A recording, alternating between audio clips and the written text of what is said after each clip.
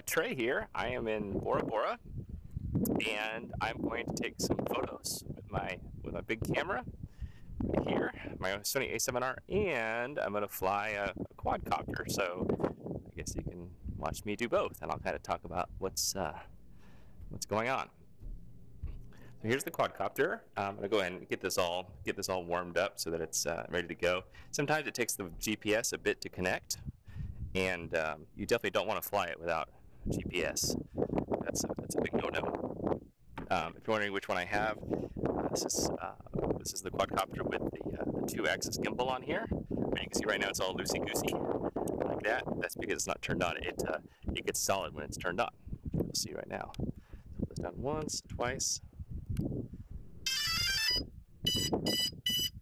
This is the loudest thing. It's always like an alarm going off. I don't know why they made it so loud. Okay, so one thing that's kind of cool is that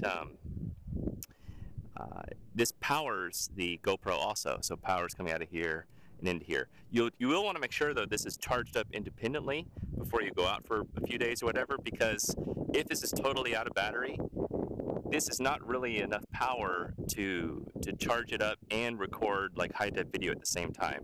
It'll start, but then it dies and it makes it a corrupt file. So just make sure this is extra charged before you get it going, all right? So I'm gonna let it charge up just a little bit here, find GPS and that sort of thing. By the way, if you're wondering where I am, this is the Four Seasons in Bora Bora. It's a totally gorgeous place, of course. Okay, now right now I have on a wide-angle lens. All right, it's a Sony A7R. This is the 10 to 18 lens. It's really effective from 11 to 17 or so. All right, so I think when I do these kind of shots where I try to get like lots of stuff, I don't have to get everything. Like, I don't have to show like the whole pool. I can just show a little bit of it, and you have the indication that there's the rest of the pool. Even if you don't show the whole pool, like if I just show part of it, people's brains will imagine the rest of it, and it's kind of a fun thing. So I'm aiming down here with my wide-angle lens. One thing I don't love about this shot, frankly, is that it's really heavy over here, and over here it's really empty. Like, we can get the nice kind of volcanic mountain in the middle there, but there's still just a lot of blue sky. And if there were more clouds up there, I'd be a bit happier. So maybe I'll wait on that shot and swap out lenses, okay? So let me go get a different lens.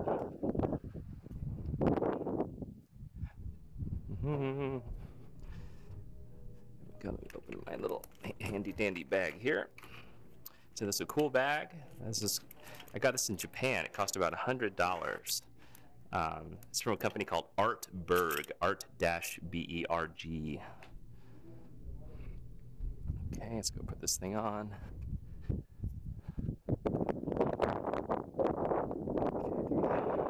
Okay. So this lens is going to look beat up. I'm hoping that Sony releases another wide-angle lens soon for it. So I just put on the 24 to 70. I love this lens. Oh yeah. Okay, let me put this one down. All right. So one good thing about this tighter lens is that I'll be able to back up and get a little bit better shot. Okay. Oh, this is bad right here though. So let's go ahead and get this shot here. This is making everything look more balanced because it's a tighter shot. Yeah, it's a good one.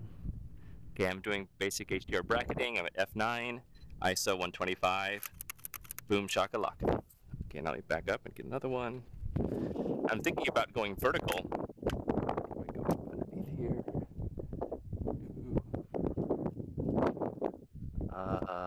Yeah. See if I go up underneath here. It's kind of cool because it's sort of naturally framed there, but well, maybe I'll get one just in case. But I better amp it up. I'm going to amp up my f-stop to f16 here because I have stuff that's so close and far away. Let me just change the framing. It's trying too hard, I feel like. That's pretty good. I don't know if that's any good or not. I don't know. take the photo and I'll think about it later. Now, the one I'm pretty sure will be good will be a vertical orientation, where I zoom in tighter. And let me get out from underneath this awning here. Here we go. Oh yeah, that looks pretty good. Well, let's get everything framed up more. It's all about the composition. I'm gonna hang this over there. Here we go. Here we go. Here we go. Oh yeah, that is interesting. Oh yeah, that's cool. Now let me make sure it's lined up perfect, or almost perfect, to minimize the old cropping later in Photoshop. And here we go. Awesome. That bright one is so bright, I don't think I'm going to use it. But it's all right. Jeez, that bright one is bright. But the dark one looks fine. Yeah, it's good. All right, let's take a little quadcopter flight now. Here we go. Let's make some bad decisions with a quadcopter.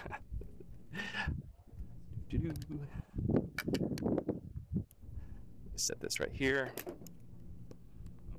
On the back of this is this steel bopper, and as I move this back and forth, it changes this camera here. Okay, see this? Try to do this one hand. You can see it makes the camera go up and down. Cool, huh? So anyway, what I do is I'm on a fairly narrow angle right now, so I'll leave it about right there. I have an idea. How about I actually turn on the GoPro? This thing always fights you. This gimbal always fights you. There we go. Now, by the way, now that it's on, you can see that it stays stable, which is nice. All right. And let's see if we're in video mode. What mode are we in here? These menus are always so hard to use. Okay, start it out. So I'm taking a video, high def video, medium angle, and it also takes a photo every 5 seconds, which is kind of nifty. Now we start with it aiming away from me. All right, here we go.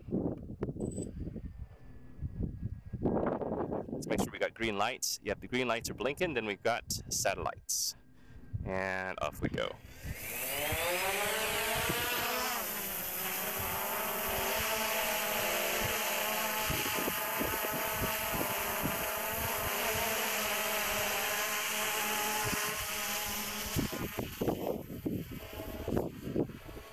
You see it fighting the wind a little bit there. It's a little windier out there. So I'm going to turn it towards the mountain, the pretty mountain. Okay. Now just slowly take it up in the air, move it closer to the mountain.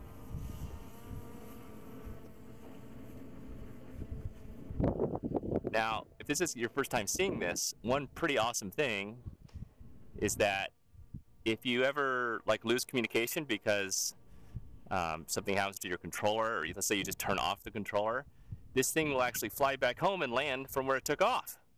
How awesome is that? It'll shoot up to 20 meters in the sky, and then it'll just start flying back home.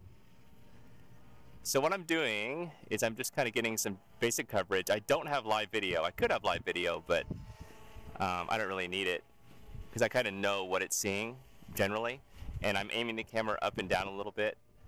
I guess when you're a photographer, you just kind of get used to knowing where stuff is, right? You kind of have a general idea.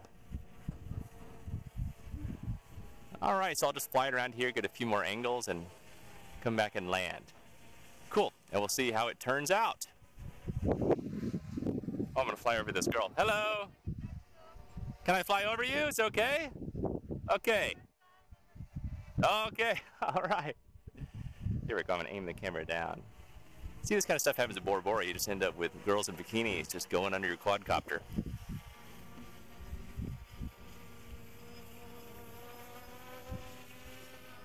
All right. I don't want to scare her too much. I always like to ask permission before I fly quadcopters over girls in bikini. It seems like a gentlemanly sort of thing to do, right? This is going to be a cool shot. Here we go. Hold on.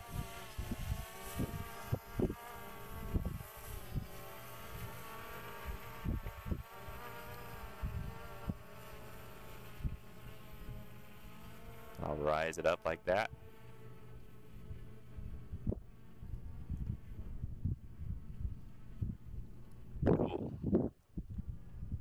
Hello. Can I take a picture of you with my quadcopter? Is that okay?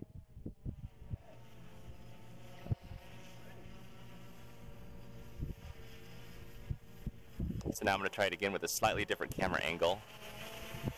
I'm going to go totally horizontal here.